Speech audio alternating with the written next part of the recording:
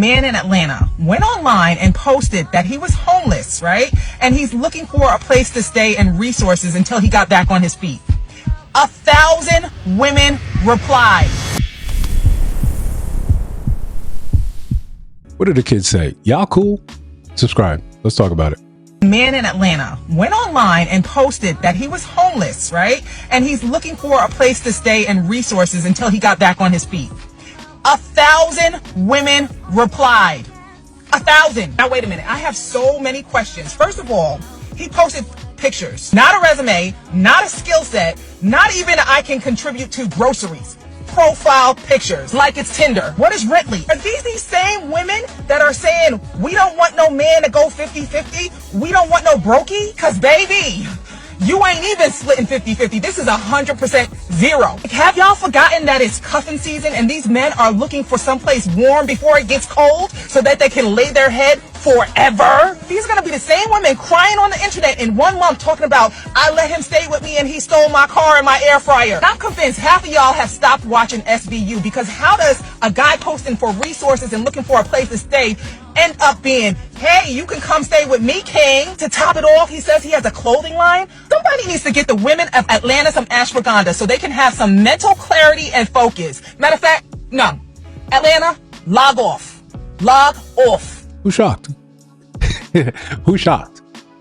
Listen, this is why we have trouble having these real conversations, and sometimes we have trouble believing what women are saying online.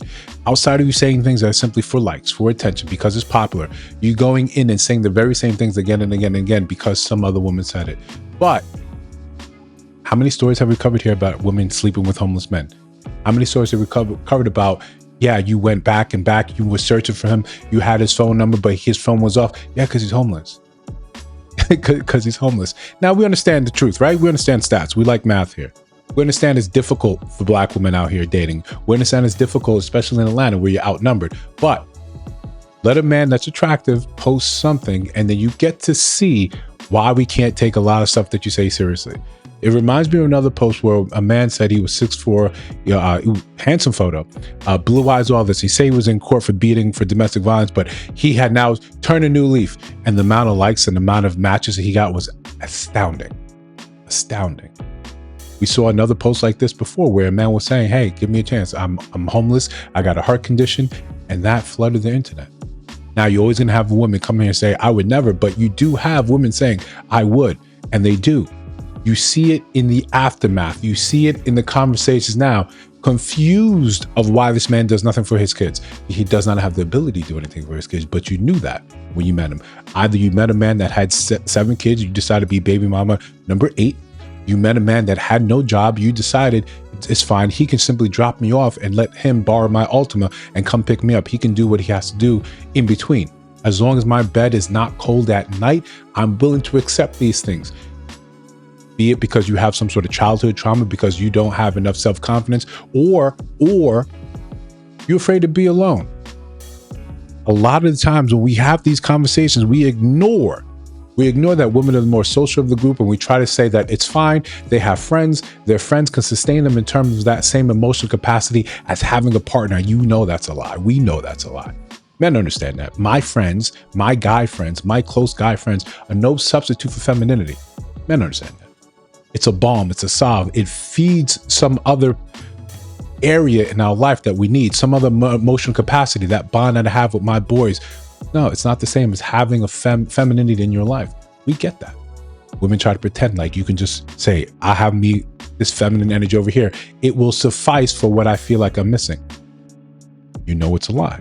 So what happens? We look and we see what ends up being your actions.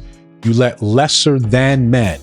By lesser than, I'm using lesser than, right? Specifically in the way women come online and describe men, how they decide that this man is more valuable than another. A lot of times it's due to productivity. Is he an entrepreneur? Does he have a high salary?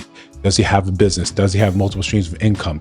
What does he do for society? Does society view him as a man of status and actual stature? Okay, then I will label him worthy. As long as he's tall enough, as long as he's handsome enough, as long as he has a good relationship with his mama.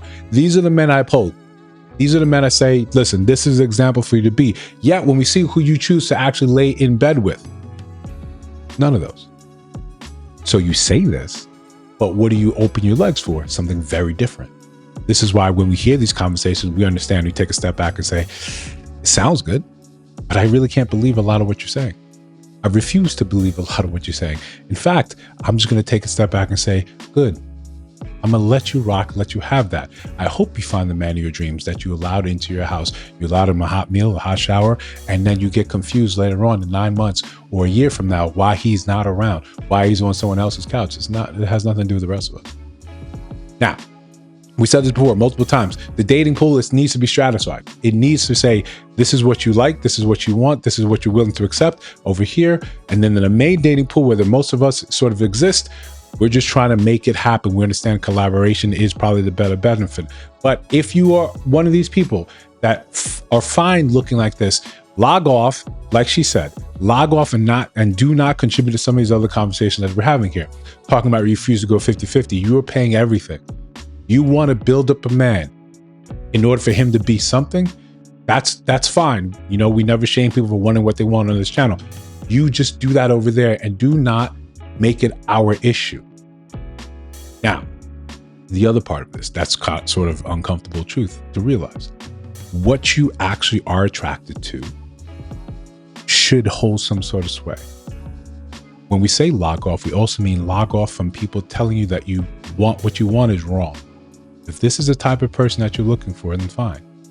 Understand the way the rest of us view this is because you're looking for this person because you know you have the upper hand in this relationship.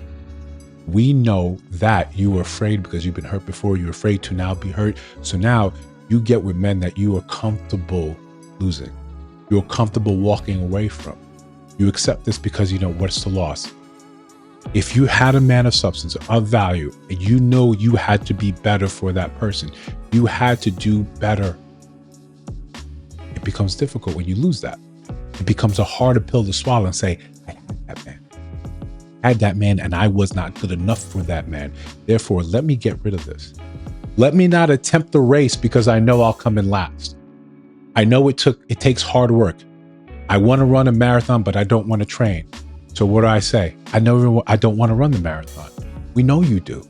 It's been your dream. It's been your passion, but you never put any work because you're lazy, because you're afraid, because you're afraid when you compete at that stage, you'll get in last. And you should, because you don't do the work. So what happens? You accept lesser.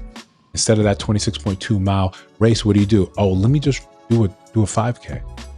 Let me just run around the block and consider it done. Consider it the same. So now you get a lesser man. A man that you know he needs you more than you need him. So therefore you have the upper hand. Because it's safety. You're safe in that power and that ability to pull the plug at any time and say, you know what, you need to leave. I don't need to do this with you. I'm fine. You can go. I don't need any man, but I want a man, but I don't want a man that would actually leave me. It's not hard to understand. You just have to look in the mirror and sort of understand that yourself. Now listen, if you disagree, let me know down in the comments below. If you see other videos on your screen, check those out. Let me know your thoughts about those in those videos. And of course, if you listen to sound of my voice now, you have not subscribed, I think you should. You're trying to build something dope. I'll see you in the next one.